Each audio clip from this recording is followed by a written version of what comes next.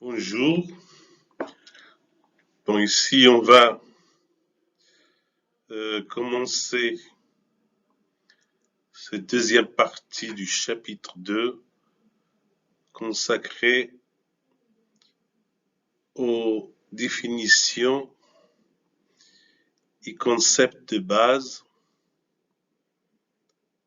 de la thermodynamique.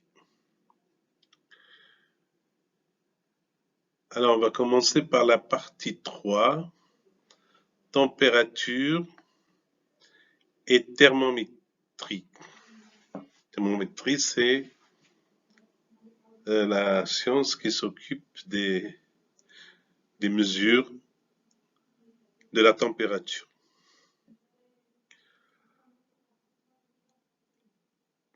Donc ici, on va introduire la notion de température à partir de l'équilibre thermique. Donc on va traiter la température en se basant sur l'équilibre thermique. D'où ce titre, équilibre thermique. Alors, comment on va faire ça? On va prendre deux systèmes isolés, A et B. Ça veut dire qu'ils n'échangent pas de matière ni de l'énergie avec le milieu environnant ou le milieu extérieur, et on les prend à l'état initial. Le système A se trouve à l'état A1 et le système B se trouve à l'état B1 et leurs températures sont différentes. T1 est différent de TB1. On va les mettre ensemble et on va attendre qu'ils atteignent l'équilibre thermique. Ça veut dire lorsque la température du système sera TA2, du système A sera TA2 parce que le système A va se trouver dans l'état A2 et le système B va se trouver dans l'état B2 et sa température TB2 sera identique à la température du système A2, ça veut dire à TA2. Ça veut dire qu'ils sont en équilibre thermique entre eux.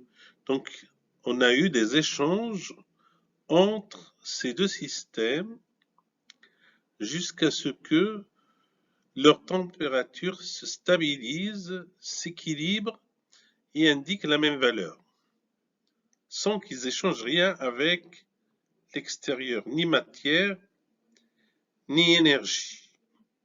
Ça veut dire ni travail, ni chaleur.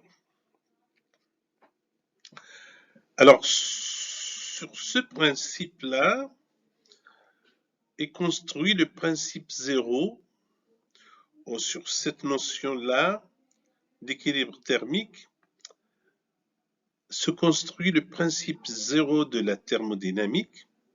On l'appelle ainsi parce que le principe zéro de la thermodynamique est venu après le premier principe. Et comme on avait déjà, les scientifiques avaient déjà donné le nom de premier principe au premier principe, donc ils n'avaient pas le choix autre que de dire que celui-là est le principe zéro, puisque c'est la base de la thermodynamique, il devait être avant le premier principe. Donc, l'énoncé de ce principe est le suivant. Si deux systèmes A et B sont en équilibre thermique avec un troisième système C, par conséquent, donc, les systèmes A et B sont en équilibre thermique entre eux. Je répète, si deux systèmes thermiques A et B sont en équilibre thermique avec un troisième système C, ceci implique que le système A est en équilibre thermique avec le système B. A en équilibre thermique avec C, ça veut dire leur température sont identiques, TA est égal à TC, B en équilibre thermique avec C, ça veut dire TC égale TB. Donc, A et B sont en équilibre thermique entre eux, TA est égal à TB.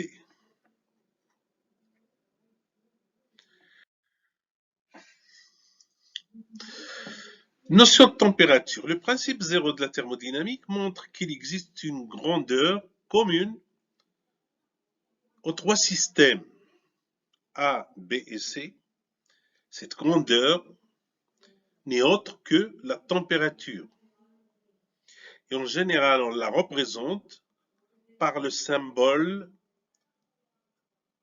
T majuscule ou minuscule. Tous les systèmes qui sont en équilibre thermique entre eux ont la même température. Et tous les systèmes qui ne sont pas en équilibre thermique entre eux n'ont pas la même température. Ça veut dire qu'ils ont des températures différentes. On introduit donc la notion de température pour caractériser les différents degrés d'échauffement des corps. Les corps peuvent s'échauffer à des degrés différents, donc ils auront des températures différentes, donc on doit trouver le moyen de mesurer cette température. C'est pour cela que vient la thermométrie, la technique qui sert à mesurer de la température. Et cette technique est basée sur le principe zéro de la thermodynamique. Ça veut dire égalité des températures entre les corps qui sont en contact. Ceci rend possible la détermination de la température d'un premier corps de grande taille grâce au repérage d'une grandeur variable d'un deuxième corps que lui est petit par rapport au premier. Donc, la variation de cette grandeur du petit corps va nous indiquer ou va nous informer sur la température du grand corps auquel on la met en contact. Le deuxième corps petit est appelé thermomètre. Normal, un thermomètre, ça doit être quelque chose de léger, de transportable, qu'on peut facilement emmener d'un endroit à l'autre pour pouvoir mesurer les températures. Sinon, s'il est encombrant, ça serait impossible de se déplacer avec facilement. Le thermomètre doit être de dimension faible, petite, devant le premier, que lui doit être de grande taille.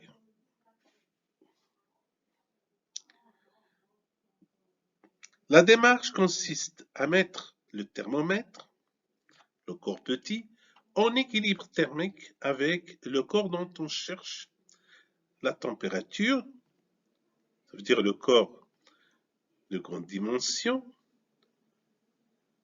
ou le grand corps,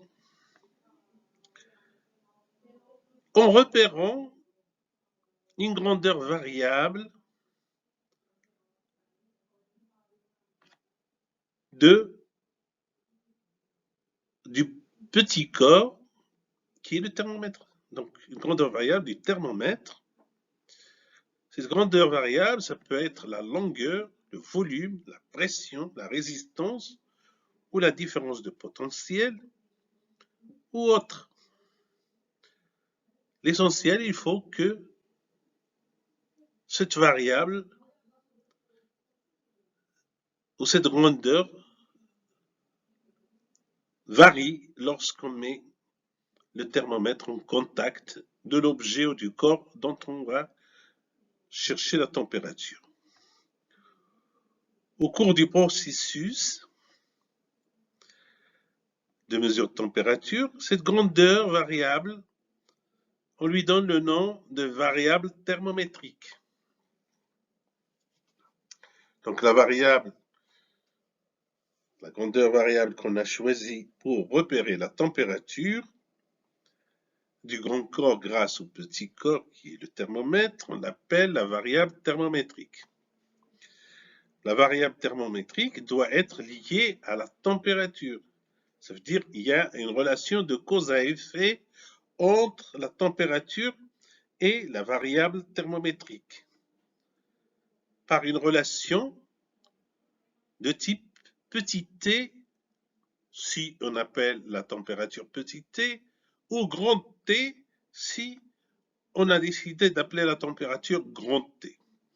Et ceci égale à une fonction de la variable thermométrique qui est x. X est la variable thermométrique qui va définir l'échelle des températures. Donc cette variable thermométrique va définir l'échelle, ici, par cette fonction, l'échelle des températures. Une fois la variable thermométrique x est choisie, il reste à définir la loi de correspondance entre la variable thermométrique x et la température T. Quelle est la loi de correspondance qu'il y a entre la variable thermométrique x et la température? Une étude expérimentale pour chaque grandeur ou variable thermométrique x va nous permettre de se rapprocher de plusieurs types d'échelles de température. Alors, il y a les échelles à un point fixe. Si on prend juste un point fixe de repère pour définir l'échelle de température, dans ce cas-là, la variation de la température en fonction de la variable thermométrique s'écrit sous cette forme, où petit a est une constante qu'on va déterminer expérimentalement. Par contre, c'est le calibrage de l'échelle thermométrique est construit de telle manière à avoir deux points fixes. Dans ce cas-là, la relation de correspondance entre la température et la variable thermométrique x s'écrit sous forme de l'équation d'une droite, ax plus b, ou une relation affine. Si au contraire, on a 3 points fixes, par rapport auxquels on va construire notre échelle, température à ce moment-là, l'équation ou la loi de correspondance entre la température et la variable thermométrique va s'écrire sous cette forme, ax carré plus bx plus c, à l'équation d'une parabole. Maintenant, les échelles de température. Les échelles de température, comme on vient de voir, il peut y en avoir plusieurs. Donc, pour mesurer la température, différentes échelles peuvent être utilisées. On peut utiliser des échelles centésimales affines. Centésimales, cent, ça vient de 100. Décimale, ça veut dire division. 100 divisions égale. Ça veut dire l'échelle de la température va être divisée en 100 divisions ou 100 graduations égale. On choisit une fonction affine pour la fonction thermométrique. Alors, de cette forme-là, ça veut dire d'une droite affine, t égale à x plus b, dont a et b sont des constantes à déterminer par l'expérimentation.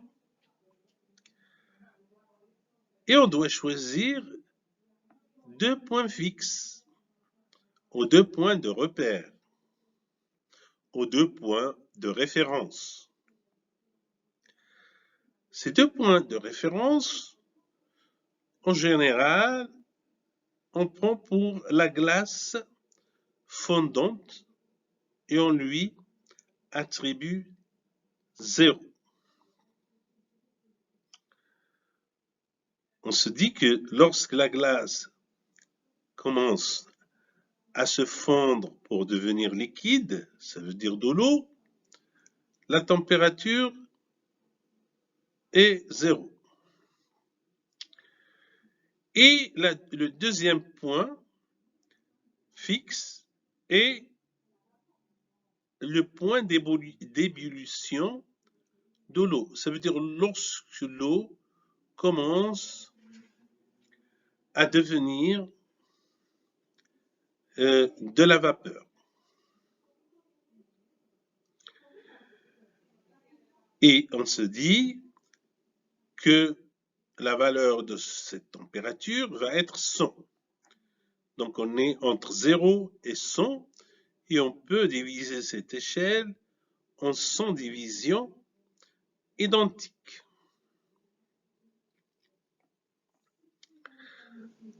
Et ceci à la température ambiante, puisqu'on va travailler à la pression atmosphérique dans les conditions normales.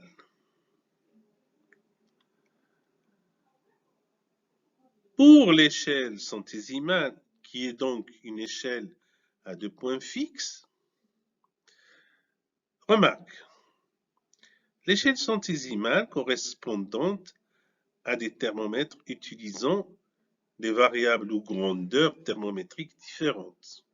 On peut en avoir de plusieurs variables ou grandeurs thermométriques, mais qui sont des thermomètres à échelle centésimale.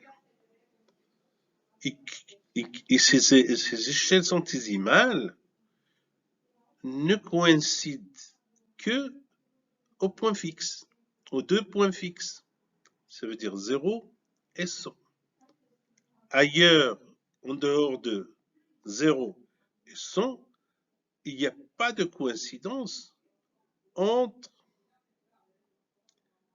les différentes échelles centésimales. Par exemple, on a le thermomètre à mercure et le thermomètre à résistance de platine, PT100. Ces deux thermomètres sont des thermomètres qui fonctionnent avec l'échelle centésimale. Ils n'ont de coïncidence qu'au point fixe 0 et 100.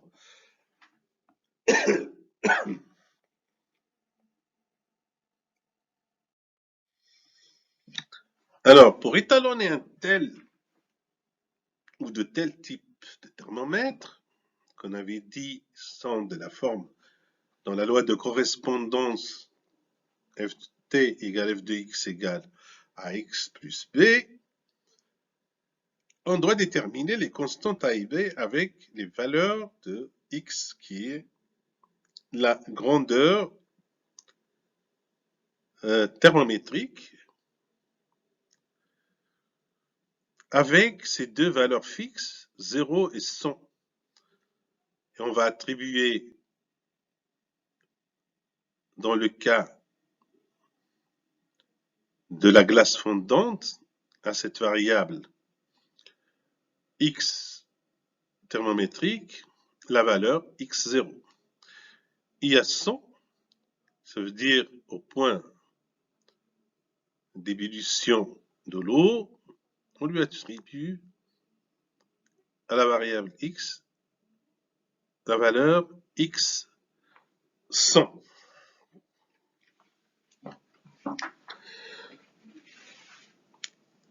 Et on va écrire un système à deux inconnus, a et b. 0 égale à ax0 plus b et 100 égale à ax0 plus b, qu'on va essayer de résoudre pour trouver a et b, soit par la méthode de substitution ou par d'autres méthodes mathématiques qui permettent de résoudre les systèmes. Le plus important que, après résolution de ce système-là, nous on l'a fait ici par substitution et soustraction, on va arriver à trouver petit a et petit b. Petit a, c'est égal à 100 sur x100 moins x0, et petit b est égal à moins 100 x0 sur x100 moins x0. On va les introduire dans l'équation ax plus b, qui nous donne la température T, et on peut mettre l'équation sous cette forme, 100 sur x100 moins x0, facteur de x moins x0. Si on fait sortir x0 de la parenthèse, à ce moment-là, on aura 1 sur k, facteur de x sur x0 moins 1, avec petit k est égal à x100 moins x0 sur 100 x0. Alors ça, c'est très important parce que ça va nous permettre de trouver la loi de correspondance inverse. La loi de correspondance directe, c'était T égale à A, x plus P, et la loi de correspondance inverse, x égale à G de T, c'est x égale à x0 facteur de 1 plus kt. Donc, à partir de cette équation-là, on va chercher x et on va trouver cette relation-là. Donc, si je connais la température, j'aurai la valeur de x à cette température-là. Si je connais la valeur de X, j'aurai la valeur de la température. Donc, il y a une relation de cause à effet entre T et X. I avec K, comme on avait dit ici, c'est 1 sur X0, X100 moins X0, 100 moins 0. Donc, ça veut dire 1 sur X0 delta X sur delta T si je travaille à pression constante. Si j'utilise ma variable thermométrique dans des conditions de pression constante. Par exemple, je peux utiliser pour la variable X le volume. Dans ce cas-là, petit k va être alpha égale 1 sur V dρ V sur dρ T à pression constante. Je peux aussi utiliser pour X la longueur d'un fil. Par exemple, à ce moment-là, cette longueur-là, je vais l'appeler grand L. Ça va être 1 sur grand L, dρ L sur dρ T à pression constante. Par contre, je peux aussi utiliser la pression à volume constant. Donc, le volume, je vais le garder constant et c'est la pression qui va varier. Dans ce cas-là, bêta, c'est le coefficient de compression isochore. On avait déjà vu dans le chapitre 1, égale à 1 sur P dρ P sur dρ T à volume constant. Vous voyez que lorsqu'on utilise pour la variable thermométrique la pression, le volume doit être figé ou gardé constant ou invariable.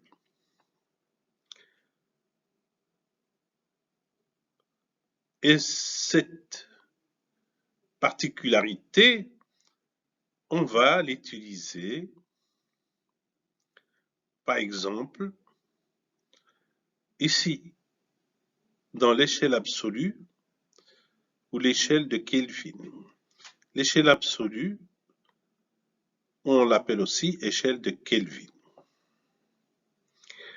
Et dans ce cas-là, on utilise toujours le thermomètre à gaz.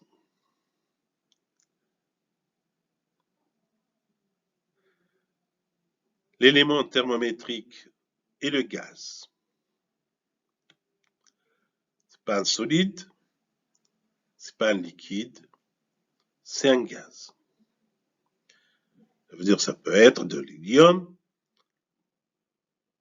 de l'hydrogène, de l'oxygène, du CO2. Il faut que ce soit un gaz. Donc le thermomètre à gaz, il y a deux types. Il y a le thermomètre à gaz à volume constant, ici, et le thermomètre à gaz à pression constante. Le thermomètre à gaz à volume constant est le plus utilisé parce que elle est plus facile à manipuler que le thermomètre à gaz à pression constante. Ce thermomètre à gaz à volume constant, on lui donne aussi le nom de thermomètre de laboratoire parce qu'il sert à calibrer tous les autres thermomètres. il sert de calibrage, parce qu'il est tellement précis qu'on peut calibrer le thermomètre grâce à lui. Alors, qu'est-ce qui se passe? Ici, on a un ballon dans lequel on met le gaz. Donc, le gaz va occuper tout ce volume. Et on a un tube en U avec deux colonnes, la colonne A en vert et la colonne B en vert, qui sont reliées par un tube flexible qui va nous permettre de monter la colonne B ou de la faire descendre. Et ces deux colonnes sont remplies avec le mercure qui est un métal liquide.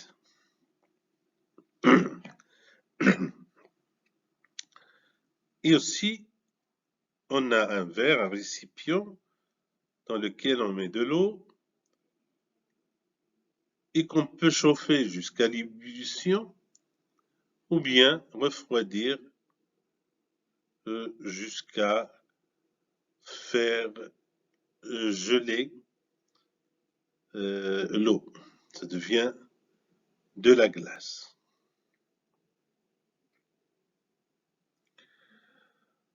Ici, à l'extérieur, on a la pression atmosphérique. Aussi, l'eau est soumise à la pression atmosphérique. Par contre, le gaz, ici, il n'est pas soumis à la pression atmosphérique. Sa pression peut varier. C'est la pression qui devient la variable thermométrique, puisque le volume, on va le garder constant. On va lui donner une valeur V0 fixe. Et lorsque la température de l'eau varie, bon, la température de ce gaz-là va aussi varier, et c'est parce que bon, il va se mettre le gaz en équilibre thermique avec l'eau. En se mettant en équilibre thermique avec de l'eau, sa pression va varier. Donc, la pression, c'est la variable thermométrique, c'est la grandeur thermométrique, mais le volume, on va toujours le maintenir à la même valeur V0. Donc, le volume, c'est tout ça. Donc, cette barre-là, ou ce niveau-là du mercure doit toujours être mis à 0. C'est pour ça qu'on a ici une règle. On va le maintenir toujours à ce niveau-là. Et le niveau du mercure dans la colonne B, avec sa variation, ça va nous donner une différence de niveau entre les deux colonnes qui va être d'une valeur H. Et ce H-là est relié à la pression par la formule qu'on avait définie dans la première partie de ce cours-là, par la relation ρGH.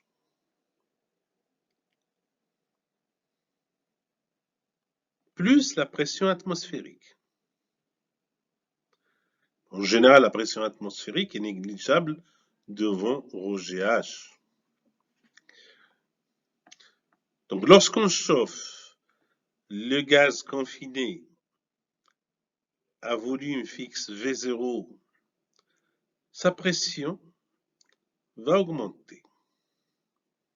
Et vice-versa, si le gaz se refroidit, parce que l'eau aussi s'est refroidie, donc la pression va diminuer, on va chuter. Et la variation de la pression du gaz avec la température est le principe de base du thermomètre à gaz à volume constant. Ici, c'est le diagramme de phase de l'eau, avec les trois phases, solide, liquide et vapeur. Ici, c'est le point triple de l'eau, ça veut dire le point où les trois phases existent, liquide, solide et vapeur. Et ici, on a les deux points fixes. Donc, à une atmosphère, à T égale 0 et à T égale à 100. Là, c'est les deux points fixes. Le premier à 0, c'est la transition de phase entre la glace à l'eau. Et le deuxième point fixe, à une température de 100, c'est la transition de phase entre le liquide et la vapeur.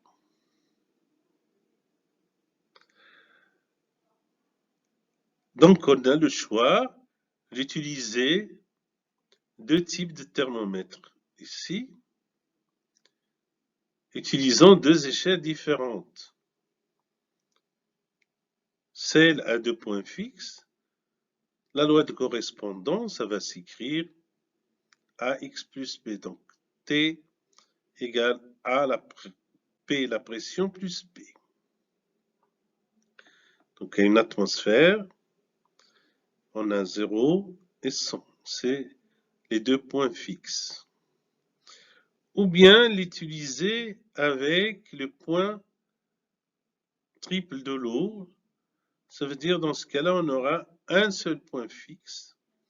Et la relation de correspondance va être T égale à P. Le point triple de l'eau est caractérisé par une pression de 0,006 atmosphères et une température de 0,01 degrés Celsius.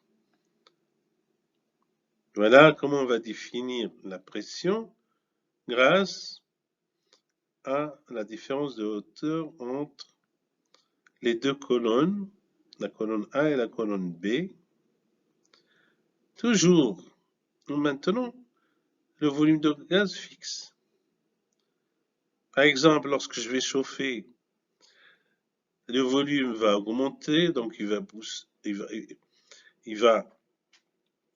le mercure, mais je peux bouger la colonne B de telle façon que le niveau ici du mercure revient ici, et de telle façon que le volume va être V0. Et à ce moment-là, la différence de hauteur entre les deux niveaux, ça va me donner la pression. Donc j'aurai la valeur de la pression qui va me donner la température des gaz, et cette température des gaz va être la température de l'eau, puisque ici on utilise la notion d'équilibre thermique, le principe zéro de la thermodynamique. Donc, deux corps en contact évoluent vers un équilibre thermique, ça veut dire évoluent vers une même température. Donc on a dit qu'on a deux types d'échelles qu'on peut utiliser avec le thermomètre à gaz à volume constant. Une échelle à deux points fixes qui est de la forme AP plus B, et une échelle à un seul point fixe qui est de la forme T égale AP. Donc l'échelle de température des gaz parfaits, en fait, les gaz qu'on utilise sont toujours considérés comme étant des gaz parfaits, donc d'où l'échelle de température des gaz parfaits. Et on va voir aussi pour autre chose. Qu'on avait dit les deux points fixes, 0 et 100, la loi de correspondance T égale AP plus B. Et on fait la même chose qu'on avait fait avec petit x. C'est le même raisonnement. Ça veut dire chercher les constantes petit a et petit b. On les trouve. Ce qui change ici, c'est à la place des x, on a P. Et comme la pression est reliée à la hauteur, ici H, la pression est égale à ρ GH, donc on peut directement remplacer la pression par la hauteur. Ici H0 sur H100 moins H0, au lieu d'avoir P0 sur P100 moins P0. La même chose. Et ça, on avait dit, ce n'est rien d'autre que moins 1 sur K.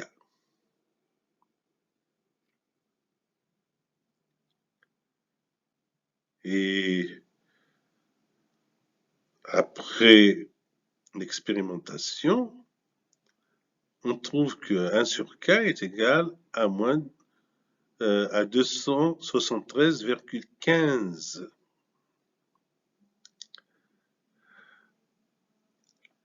Donc on remplace dans la loi de correspondance AP plus B, on aura cette relation.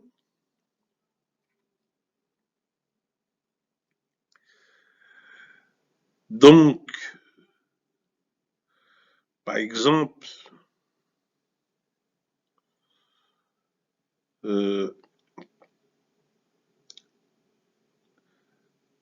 lorsqu'on va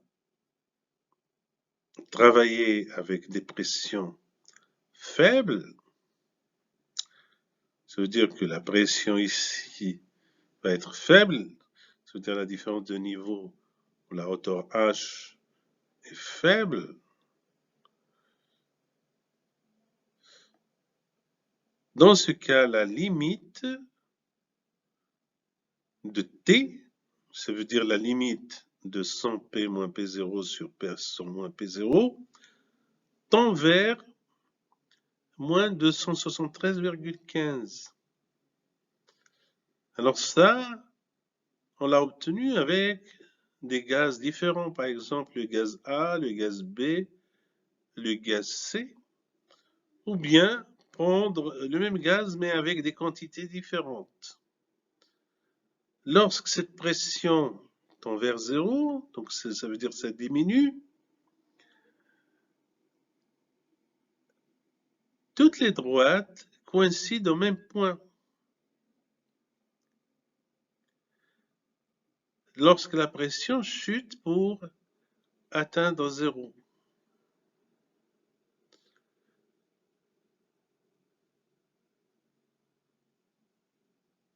Alors que ces trois gaz, par exemple, il indique 0 pour une pression, la pression PA, et 0 ici pour la pression PB, et ici pour la pression PC.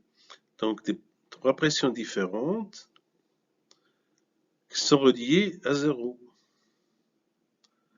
Parce qu'on a utilisé ou bien des gaz différents, ou bien des quantités différentes. Donc il n'y a pas de coïncidence entre les valeurs qui vont être trouvées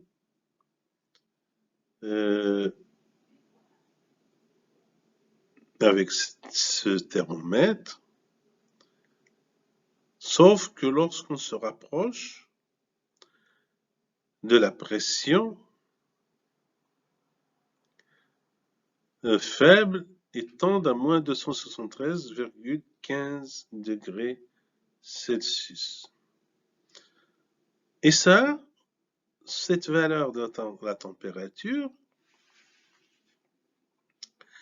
c'est le zéro absolu en thermodynamique. Ça veut dire c'est la température lorsque toutes agitation thermique des particules cesse. Il n'y a pas d'énergie cinétique. Dans ce cas-là, la température est égale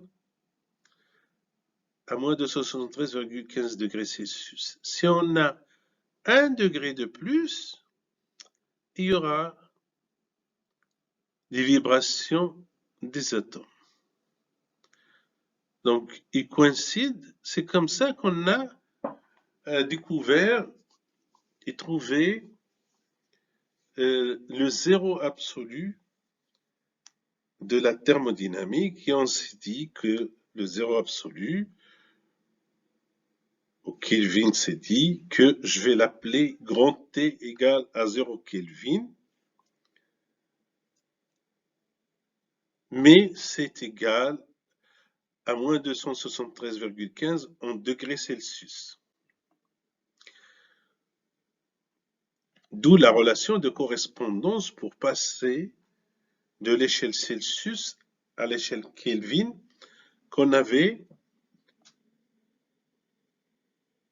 dont on avait déjà parlé dans la première partie de ce chapitre. Alors, cette relation qu'on vient de trouver, que K est égal à 1 sur 273,15, la relation de correspondance inverse, ça veut dire température, pression en fonction de la température, s'écrit sous forme de P égale à P0 facteur de 1 plus 4T. Je remplace K par 1 sur 273,15. Je fais ressortir 273,15 en dehors de la parenthèse et j'aurai 273,15 plus petit t fois P0 sur 273,15 égale à P. Et ça, c'est l'échelle absolue. Ça veut dire la température Kelvin. C'est Tk égale à 273,15 plus T en degrés Celsius. Donc, je vais remplacer le petit t par le grand T. Ça veut dire la température absolue. Et la relation de correspondance devient ça, P égale à P0, T sur 273,15. Voilà la relation de correspondance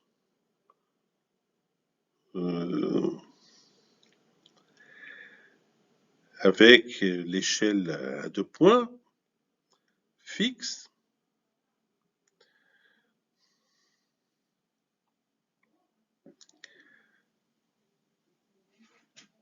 Donc, le résultat, comme on a dit à l'extrapolation, ne dépend ni de la quantité, ni de la nature du gaz, ni de sa quantité. Alors, pour tous les gaz, T à pression nulle, c'est égal à petit b, et petit b, c'est 1 sur K, donc c'est moins 273,15 degrés Celsius. Maintenant, on passe dans le cas d'un seul point fixe. C'est le même thermomètre à gaz à volume constant, mais on le calibre avec de l'eau, mais au point triple de l'eau. Je veux dire ici. Aux conditions de 0,01 degré Celsius, 0,06 atmosphères pour la pression.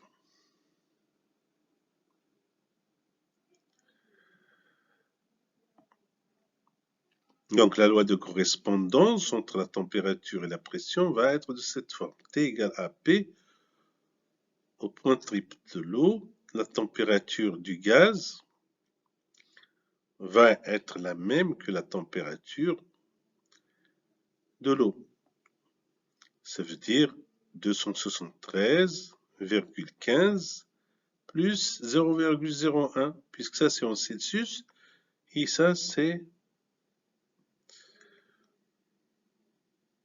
en Kelvin, en utilisant la relation de passage entre degrés Celsius et Kelvin. Et la pression du gaz, on va l'appeler la pression au point triple de l'eau. C'est pas 0,006, hein. Ça c'est la pression de l'eau. Mais le gaz aura une pression qu'on va appeler PTR. J'écris la relation TTR est égal à PTR. Cette relation me permet de trouver petit a. Une fois trouvé petit a, c'est le rapport de T sur P. Donc je le remplace ici. J'aurai la relation de correspondance. Or, qu'est-ce qui se passe ici? Si j'utilise des gaz différents, l'oxygène, l'air, l'hélium, l'hydrogène, à des pressions importantes, je trouve des valeurs différentes. Par exemple, lorsque j'essaye de mesurer, il faut que j'avais calibré mon mètre à gaz à volume constant avec le point triple de l'eau. Après, bon, je vais essayer de mesurer la température de l'eau en ébullition. Donc, si j'essaie de mesurer la température de l'eau en ébullition, chaque gaz va me donner une valeur différente parce que vont me donner des valeurs différentes de pression pour le gaz. Par contre, lorsqu'on fait extrapoler ces droites vers la pression faible, ça veut dire si je fais tendre la pression du gaz vers 0, dans ce cas-là, tous les gaz me donnent la même valeur, coïncident à pression 0, et donnent tous, par exemple, pour l'eau en ébullition, ils donnent 373, qui est la température en Kelvin de l'eau en ébullition. Ça veut dire 273 plus 100, en négligeant le 0,15. Donc 373, il indique tous la même valeur. Donc, ce thermomètre à gaz fonctionne bien lorsque la pression de remplissage du gaz dans le ballon est faible. Ça veut dire temps 0. Voilà, T est égal, donc la température, c'est égal en fait à 273,16, limite de P sur PT lorsque PT tend vers 0. Dans ce cas-là, ils vont m'indiquer les vraies températures. Si je prends la glace, bon, ça va me donner, ils vont tous coïncider en 200. On aurait degrés Celsius, ça veut dire 273 Kelvin. qui est un peu plus vers le bas. Donc, d'où cette échelle est appelée échelle des gaz parfaits, parce que lorsque un gaz est soumis à une pression faible ou une pression évanouissante, les gaz se comportent comme un gaz parfait parce que les particules de gaz sont si éloignées les unes des autres qu'ils ne rentrent pas en choc entre elles. Donc, c'est ça la particularité des gaz parfaits, c'est que les particules ne subissent pas des chocs entre elles. L'échelle de température ainsi définie qu'on vient de trouver, c'est une échelle universelle et porte le nom de l'échelle absolue. Ça veut dire l'échelle Kelvin. K. Ce grand T, c'est une échelle Kelvin. C'est pas le degré Celsius. C'est pour ça que ici, on avait écrit petit t. Ici, on l'a changé en grand T.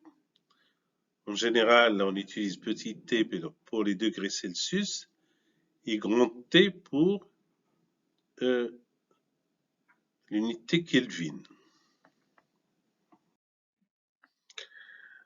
Ici, on vous donne un tableau qui nous donne des lois de correspondance entre les Kelvin et les Celsius, mais aussi en introduisant une autre échelle de température. Celle-là, c'est l'échelle des anglo-saxons. Ça veut dire les Anglais, les Irlandais, les Écossais, les Canadiens, les Américains et les Australiens, ceux qui parlent l'anglais, les anglo-saxons, ils utilisent le Fahrenheit. C'est une échelle différente, donc il fallait trouver la loi de correspondance entre le Fahrenheit, le Celsius et le Kelvin. Donc voilà, ils sont reportés dans ce tableau-là. Pour passer les degrés Celsius en Kelvin, donc il faut ajouter 273,15. Et pour passer du Fahrenheit au Kelvin, donc il faut utiliser cette formule, et etc. Donc pour passer de Kelvin au Celsius, Celsius au Celsius, c'est la même chose, donc inchangé, Fahrenheit, Celsius, c'est de Kelvin au Fahrenheit, Celsius au Fahrenheit, Fahrenheit. Donc, comme je vous ai dit tout à l'heure que la physique classique stipule que 0 absolu, ça veut dire à 0 Kelvin,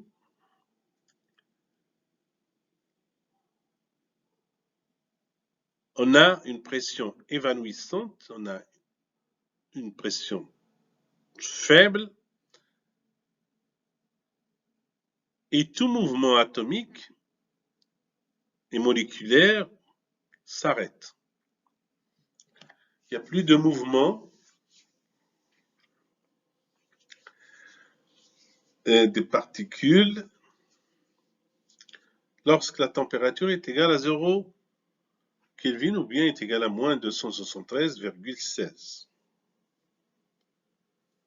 Le mouvement particulaire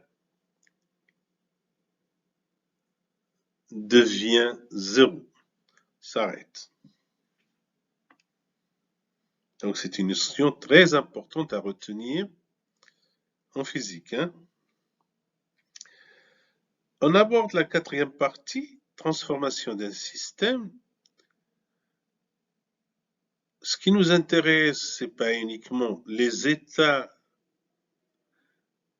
dans lesquels se trouvent les systèmes, mais aussi leur transformation, leur évolution. Parce que l'état B ici dépend de la transformation, parfois dépend des transformations subies. Parfois non, ça dépend. On le verra. Donc un système subit une transformation lorsqu'il passe d'un état d'équilibre A à un état d'équilibre B. Si on utilise un repère à 3 variables thermodynamiques, ça veut dire 3 variables d'état, ça peut être la pression et le volume et la température.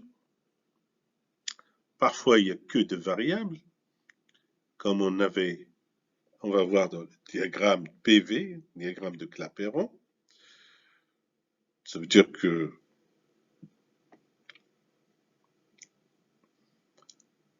deux variables indépendantes suffisent pour étudier le système.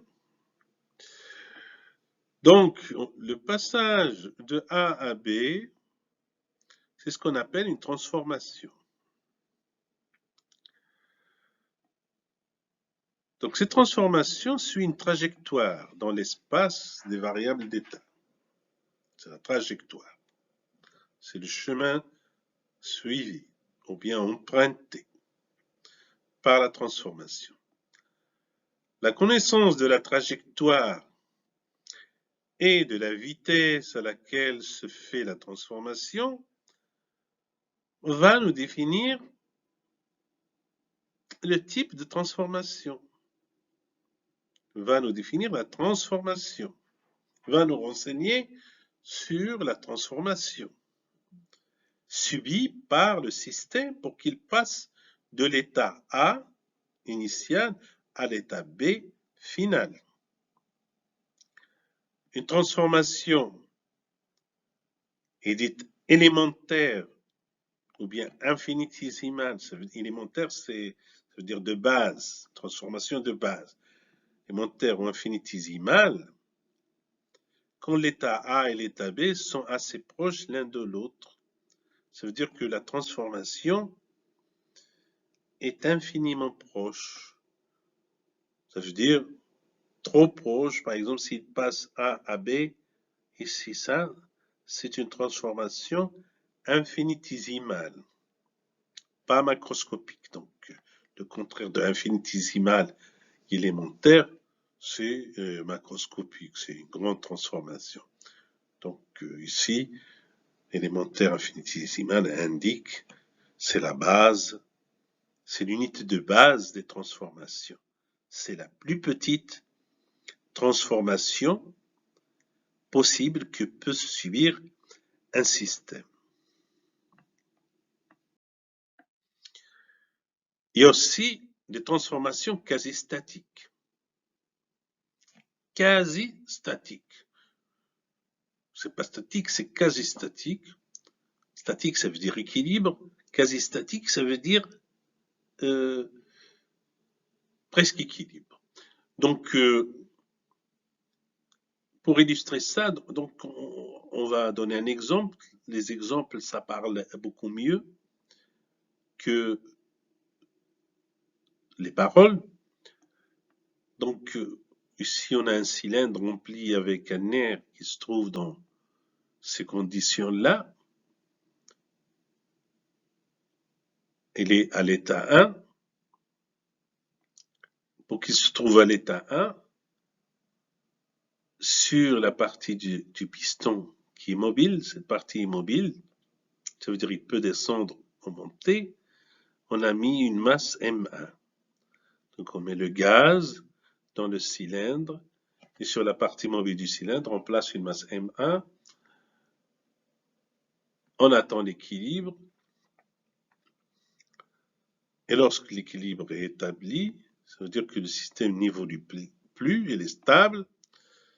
On va mesurer la pression et le volume de température, on va trouver P1, V1, T1.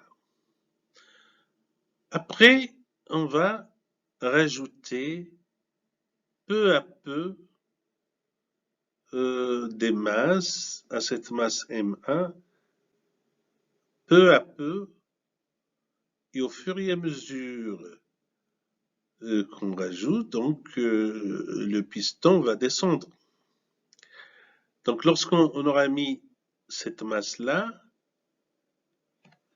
donc on attend que le gaz se met en équilibre, il va être comprimé, on lui donne le temps de se stabiliser, ensuite on va rajouter ça, cette masse-là, on aura un autre état d'équilibre, celle-là on aura un troisième, quatrième, et ainsi de suite, jusqu'à ce que la température totale ici serait égale à M2.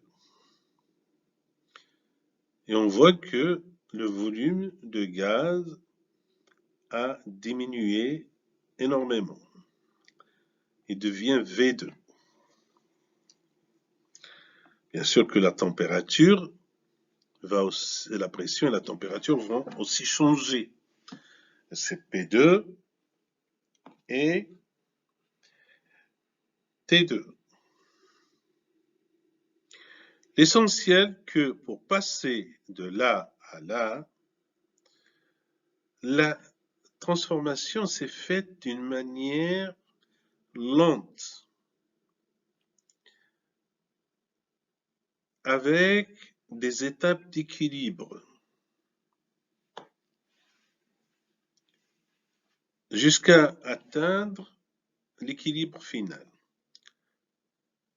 Donc c'est une transformation formée ou constituée d'une suite continue d'états d'équilibre internes. Pour le système étudié, à tout instant de la transformation, les variables du système sont définies. Ça veut dire, pour chaque instant, on connaît bien les variables du système. Sont définies. Ça veut dire, on connaît l'historique de l'évolution du système par ces variables d'état. Dans ce cas-là, on dit que la transformation ou les transformations de ce type sont des transformations quasi-statiques. Il y a aussi des transformations dites réversibles ou irréversibles. Réversible, ça veut dire ça peut aller de A à B, mais aussi ça peut aller de B à A. Ça veut dire que la transformation inverse est aussi possible. Si je pars de A pour aller en B et je repars de B, je vais arriver en A. Dans ce cas-là, je dis que la transformation est réversible. Ça veut dire qu'on peut la faire dans les deux sens. Par contre, une transformation est irréversible lorsque je pars de A vers B, donc j'ai une transformation, mais lorsque je veux partir de B et revenir vers A,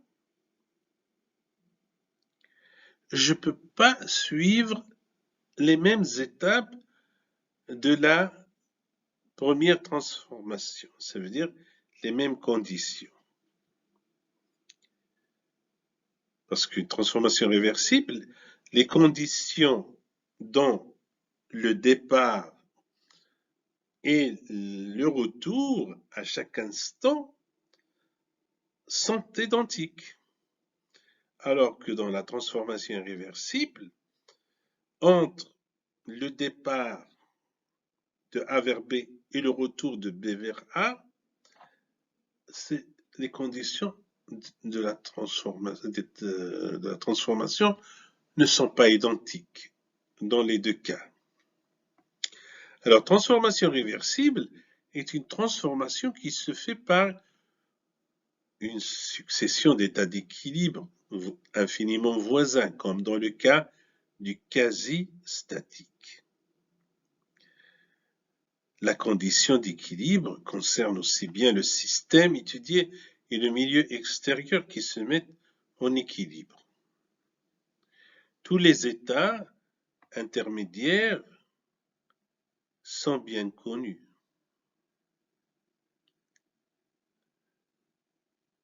Mais en plus, la transformation inverse est possible.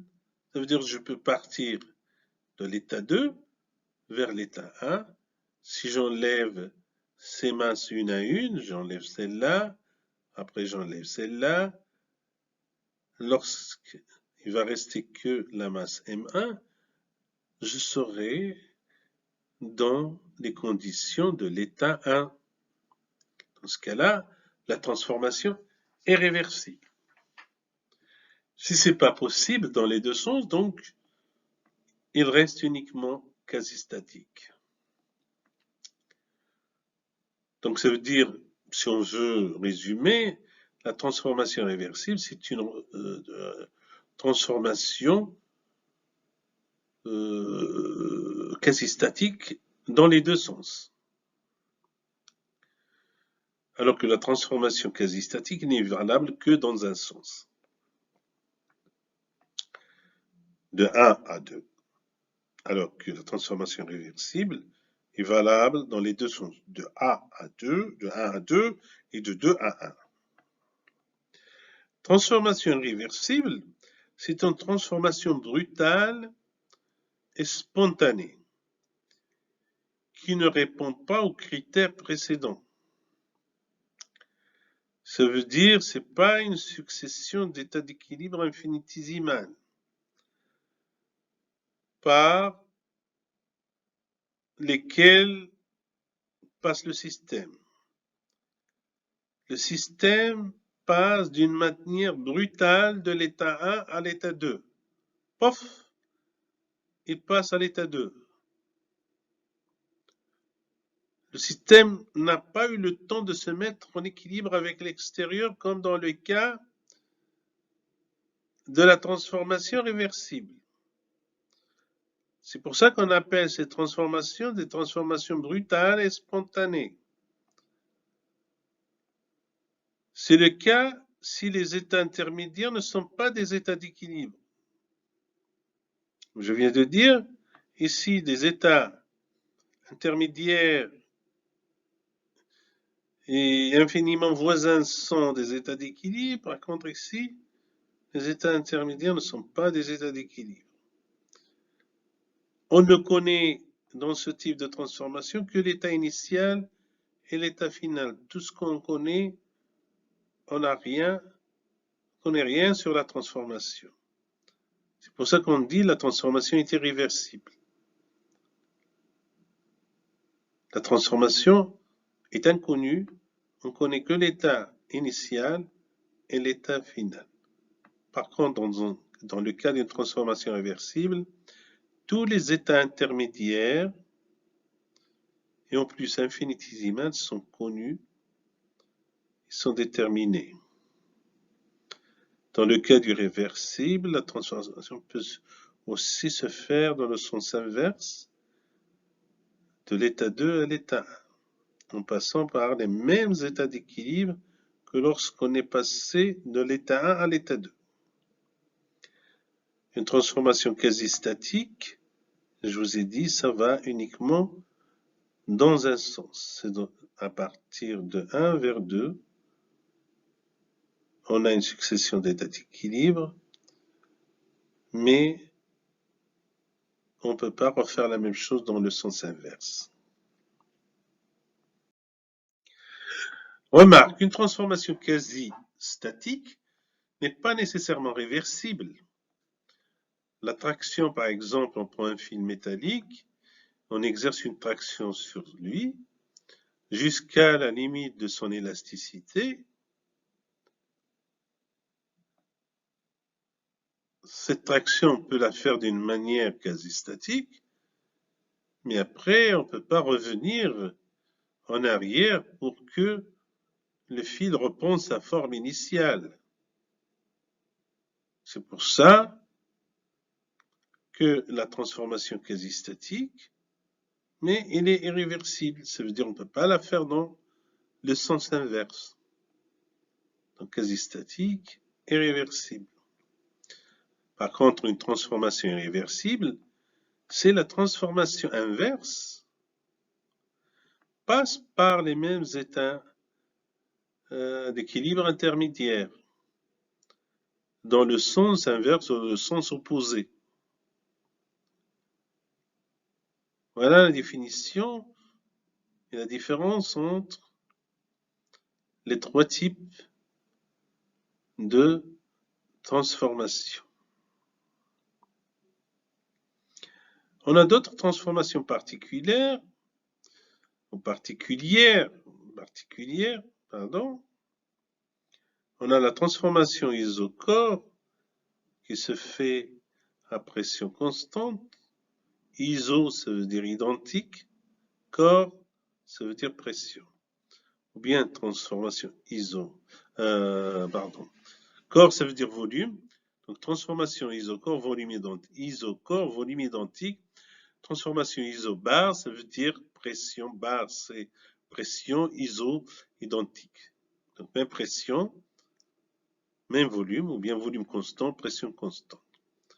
Donc dans le diagramme PV, on peut, les états 1 et 2, la transformation va suivre une droite verticale dans le cas du volume constant, ça veut dire transformation isochore, se fait verticalement.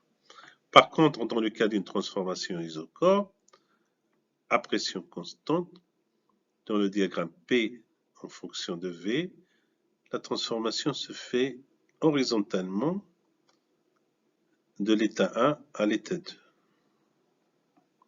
Donc il faut bien retenir ceci, on aura bien besoin après.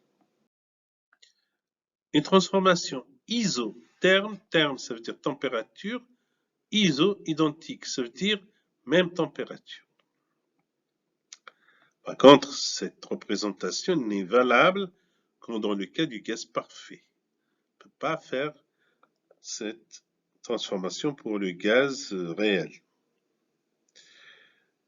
Dans le cas du gaz parfait, donc on peut tracer la transformation isotherme comme une courbe de la forme P égale constante sur le volume.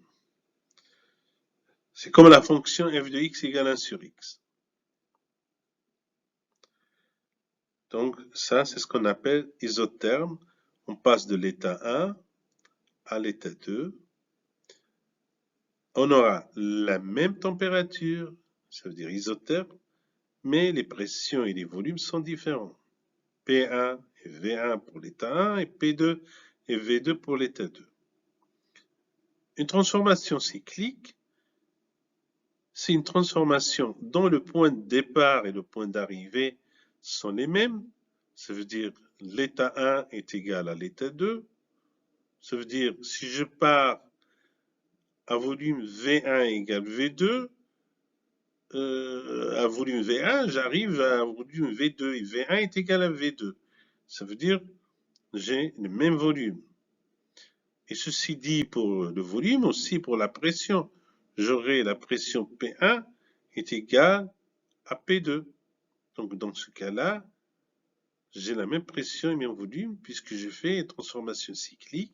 Ça veut dire les conditions au départ est égale aux conditions à l'arrivée. Un autre type de transformation, c'est la transformation adiabatique. Alors on donne ce nom d'adiabatique ou bien calorifugé dans le cas où la transformation se fait sans échange de chaleur avec le milieu extérieur. Donc on dit que le système est imperméable à la chaleur. Ça veut dire il ne laisse pas s'échapper de la chaleur, mais aussi il ne laisse pas entrer de la chaleur, donc il est imperméable à la chaleur. Dans ce cas, la chaleur échangée entre le système et le milieu extérieur, c'est égal à 0. D'où le nom d'adiabatique, ou bien calorifugé, ou bien imperméable à la chaleur.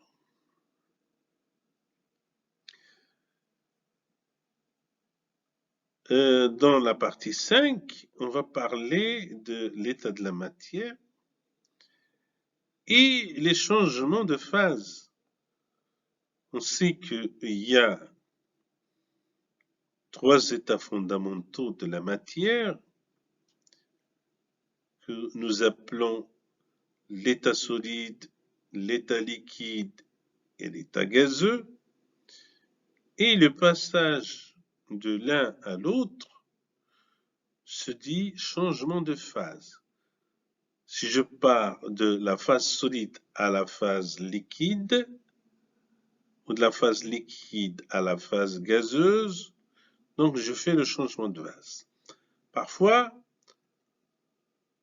le passage peut se faire directement entre le solide et le gaz,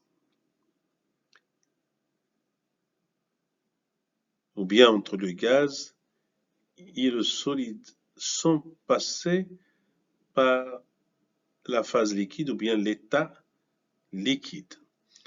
Dans la nature, une substance peut exister sous 3 formes essentielles, appelées états ou phases de la matière. Les 3 états de la matière les plus connus sont l'état gazeux, l'état solide et l'état liquide. Mais il en existe un autre état, un 4e état, qu'on appelle plasma. Alors, ce plasma, ça veut dire, c'est lorsque le gaz devient ionisé, ça veut dire chargé électriquement. Donc le plasma, ce n'est rien d'autre que du gaz ionisé.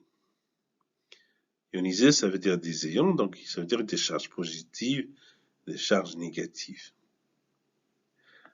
Mais il est plutôt rare, par exemple sur Terre, on n'a pas le plasma, peut-être dans les couches supérieures de l'atmosphère, mais pas au niveau du sol. Dans chacun de ces 3 états, la matière dépend de 2 paramètres, de 2 variables importantes et intensives, que sont la pression et la température. Donc un corps pur peut être sous 3 états: gaz, liquide, solide. Dans le cas du solide, on a des formes cristallines. Les atomes soumettent sur des formes cristallines, ça veut dire des formes géométriques, cubiques, pyramidales, etc. Donc ceux qui font de la chimie vont étudier, et vous aussi vous allez étudier la cristallographie, donc vous aurez l'occasion de voir ça en cristallographie.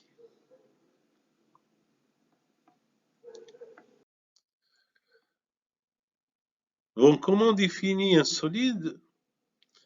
Il y a 2 définitions possibles pour un solide. On peut le définir à l'état macroscopique et à l'état microscopique. Alors, à l'état macroscopique, un solide possède un volume propre.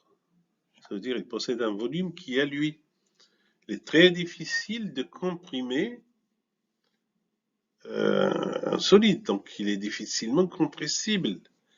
Son volume ne dépend quasiment que de la température. Ce volume peut augmenter si on chauffe le solide, donc il va se dilater. Ou lorsqu'on le refroidit, il va se rétrécir. Ça, c'est ce qu'on appelle la dilatation thermique. Sinon, son volume reste inchangé. Donc, il a un volume propre. Le solide possède un volume propre. Et aussi une forme propre.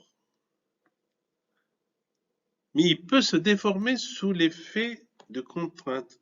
Donc, je peux avoir un solide, par exemple, coupé en forme d'un cube. Donc, il a la forme d'un cube. Il a une forme propre qui est un cube. Cette forme ne peut changer que si j'applique des contraintes dessus. Il va se déformer sous l'action des contraintes en fonction de son élasticité ou de sa ductilité. Donc, de sa capacité à se déformer ou à se tordre. Sinon, sa forme reste constante. Donc, il a un volume propre et une forme propre à l'échelle macroscopique. À l'échelle microscopique, ça veut dire à l'échelle des molécules, des atomes et des ions, comme on sait que l'énergie cinétique des atomes est liée à la température, donc il est proportionnel à la température,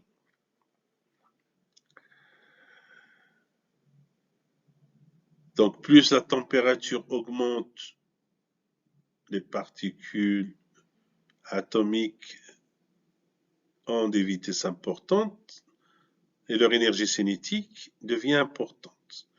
Plus la température diminue, donc l'énergie cinétique diminue.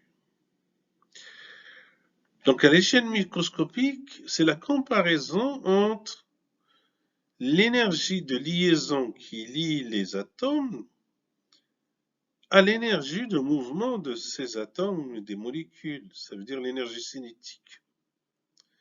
Lorsque l'énergie de liaison ou des liaisons atomiques sont plus importantes que l'énergie cinétique des molécules, à ce moment-là, on est dans les conditions d'un solide. Les particules atomiques, molécules ou ions sont liées les unes aux autres par des liaisons qui fixent leur position relative. Dans ce cas, on a l'énergie des liaisons est bien supérieure à l'énergie cinétique du mouvement de ces particules dans le cas du solide parce qu'ils ne peuvent pas bouger ou se détacher l'une de l'autre. Toujours, ils sont relatives l'une à côté de l'autre. Donc, l'état solide, on peut résumer en utilisant ces deux échelles macroscopiques et microscopiques. L'état solide est un état indéformable qui ne change pas de forme. Il est condensé, ça veut dire que les particules, les molécules sont trop proches les unes des autres. Et il est aussi ordonné. Ça veut dire qu'il y a un ordre.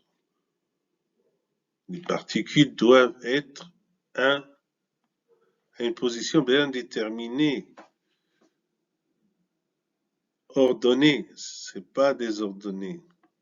Voilà les caractéristiques d'un solide. Par contre, un liquide, à l'échelle macroscopique,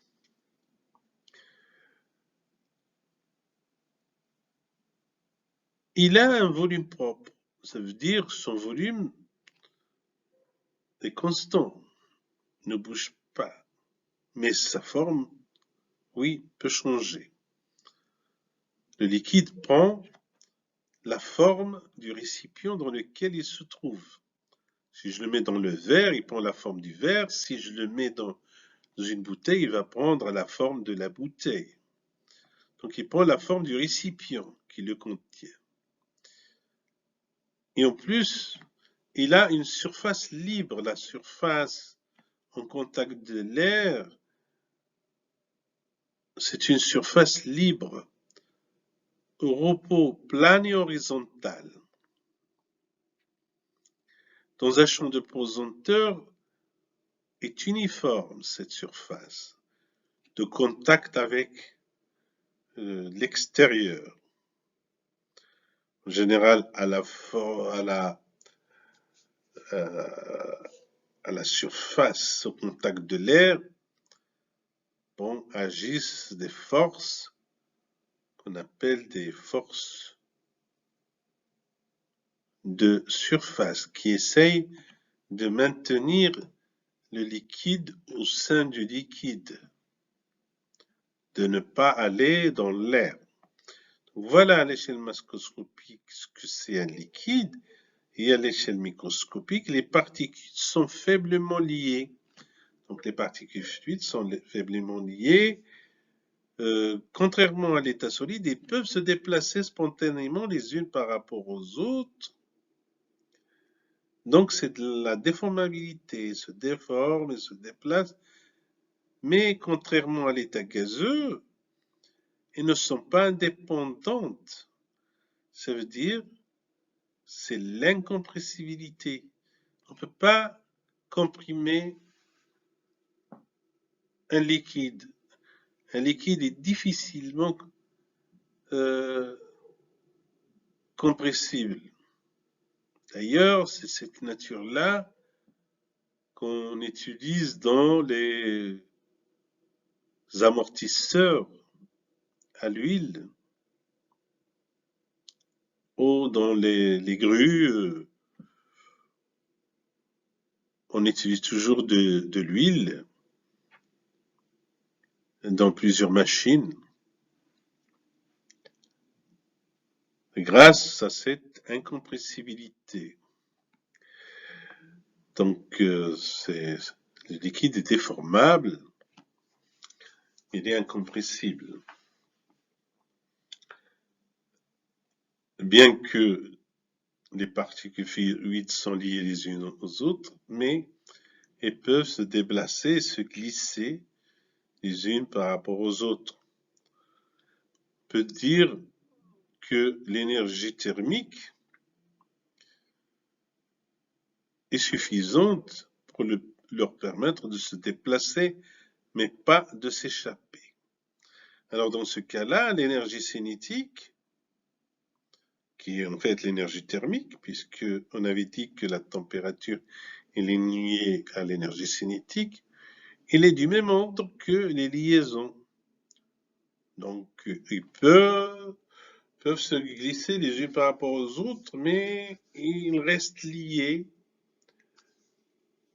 Ils ne peuvent pas s'échapper les unes des autres. Les particules fluides, elles restent solidaires, bien qu'ils puissent glisser les unes par rapport aux autres. Le liquide est un fluide donc parfaitement déformable. Par contre, le solide, non. Condensé. Donc, ça veut dire que les particules sont proches les unes des autres, mais désordonnées, alors que le solide est ordonné. Dans le cas du gaz, à l'échelle macroscopique, un gaz ne possède pas un volume propre. Il ne possède non plus une forme propre. Donc le gaz n'a ni volume ni forme propre. Il occupe tout le volume disponible. Donc tout le volume qu'on peut lui offrir, il va l'occuper. Il va s'étendre pour l'occuper. À l'échelle microscopique, le gaz, les particules du gaz sont très faiblement liées, sont quasiment indépendantes les unes des autres. On les considère indépendantes dans le modèle des gaz parfaits. dans les gaz en général sont quasiment indépendantes, mais dans le cas du gaz parfait, sont complètement indépendantes. Qui décrit bien le comportement des gaz à basse pression. Le gaz parfait, c'est le comportement des gaz à basse pression.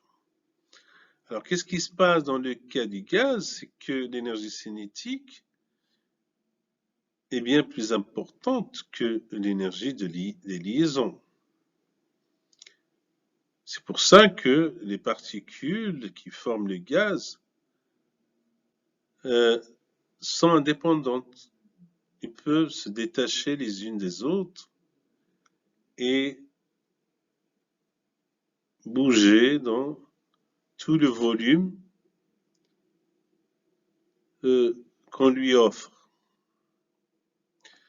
L'état gazeux est un fluide déformable, non condensé et désordonné. Donc l'état gazeux, on peut le considérer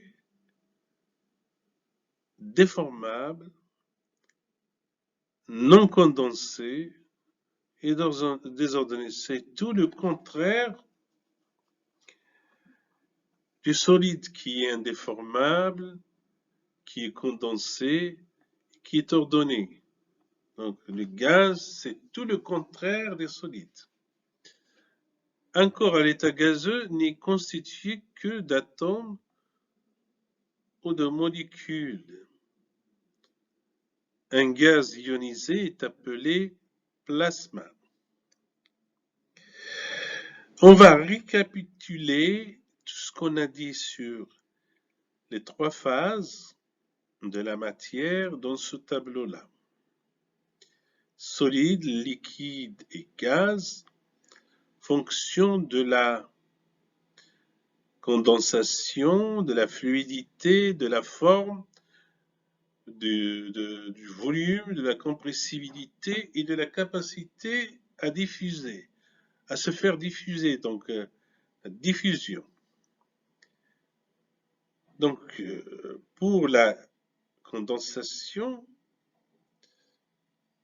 le solide et liquide sont des états condensés, mais le gaz n'est pas condensé, il est non condensé.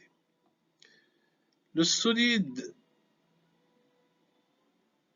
n'est pas tout à fait fluide, donc il est non fluide. Par contre, le liquide et le gaz, il flue, c'est un fluide, ce sont des fluides qui peuvent fluir. La forme du solide, elle est bien définie, par contre, celle du liquide et du gaz, non. Leur forme est indéfinie. Le volume du solide et du liquide est défini. Par contre, le volume du gaz est indéfini, puisqu'il peut occuper tout l'espace qu'on lui offre. Donc on ne peut pas définir vraiment le volume. On ne peut pas dire que tel gaz est là un tel volume. Parce que si on lui donne plus d'espace, il va occuper un autre volume. La compressibilité. Donc le solide est incompressible. Par contre, le liquide est très faiblement compressible. Le gaz est très compressible.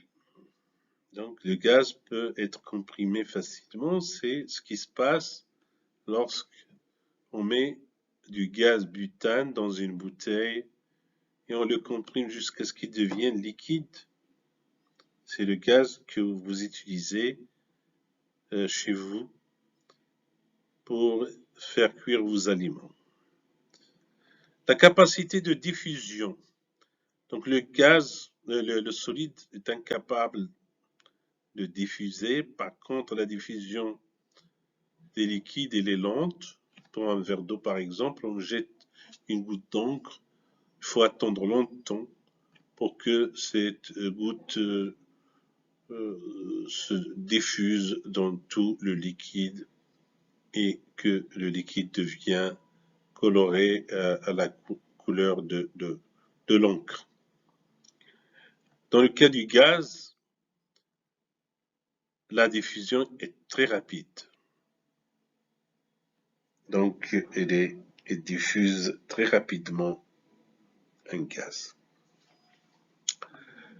Le changement d'état de la matière, donc le passage entre les différents états de la matière, on l'appelle changement de phase. Le passage d'un état à un autre est appelé changement d'état ou bien changement de phase. Le changement se fait sous l'effet d'une modification du volume, de la température et ou de la pression. Donc, si on change l'un de ces trois paramètres, il peut y avoir un changement de phase. Mais à la pression atmosphérique, donc, c'est un changement de phase s'opère en général en changeant la température ou bien la pression. Ça veut dire, si je comprime un gaz, il peut se liquéfier et devenir liquide. Par contre, si j'échauffe un liquide, il peut s'évaporiser pour devenir un gaz. Alors que le liquide, pour qu'il devienne solide, il faut bien baisser la température à la pression atmosphérique. Donc, il faut bien que la température baisse. C'est ce qui se passe dans le cas de l'eau pour qu'il devienne de la glace. Et le cas contraire, donc, il faut augmenter la température pour qu'il y aura fusion solide. La glace va se fondre en liquide. Parfois, il y a un passage direct entre l'état solide et l'état gazeux. C'est le cas de la sublimation. Il existe quelques substances qui ont cette particularité et passent directement du solide au gaz à la pression atmosphérique.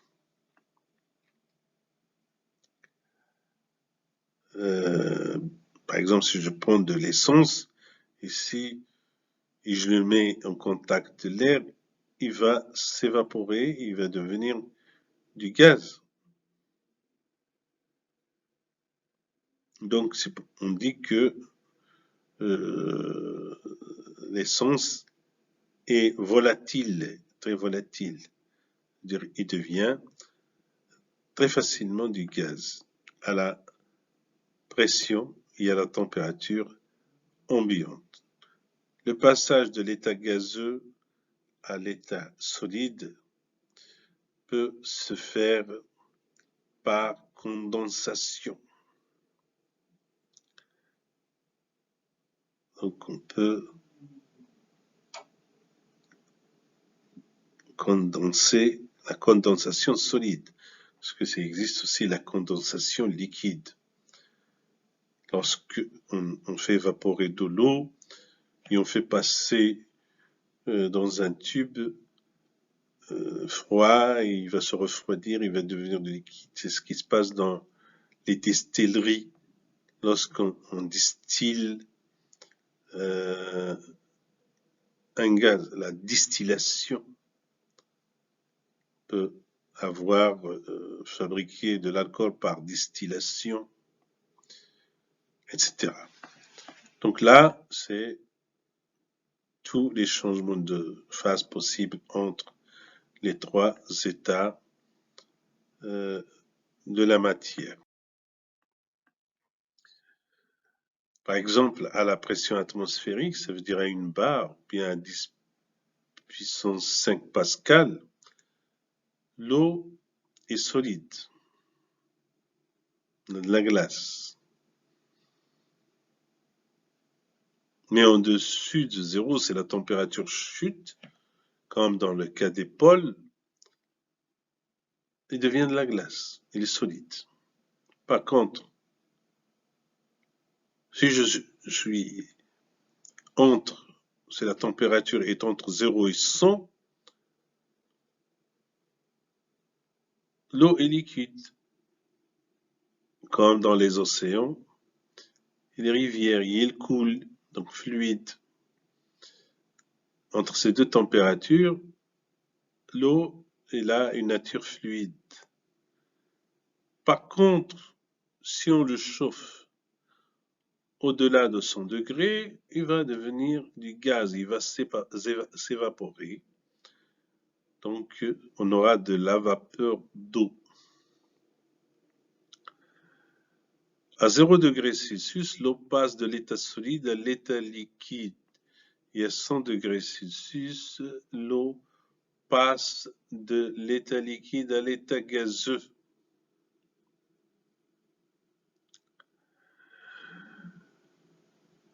Voilà, donc pour ceux qui cherchent plus, qui veulent se former plus, je vous donne quelques-unes des adresses web ici qui vont vous permettre de se former un peu plus sur le changement de phase. Par contre, ici, je vous donne ici quelques sites importants, quelques sites web importants. Ce site pour les thermomètres, c'est la thermométrie. Et ces 4 sites-là, donc, ils parlent du thermomètre à gaz. Donc, vous aurez ici le thermomètre à gaz à volume constant. Il y a pression constante.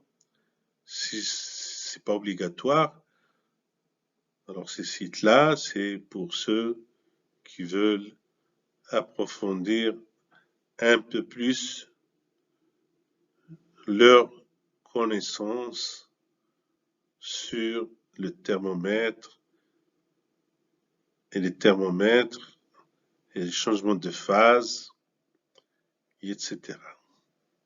Donc, on termine ici le chapitre 2.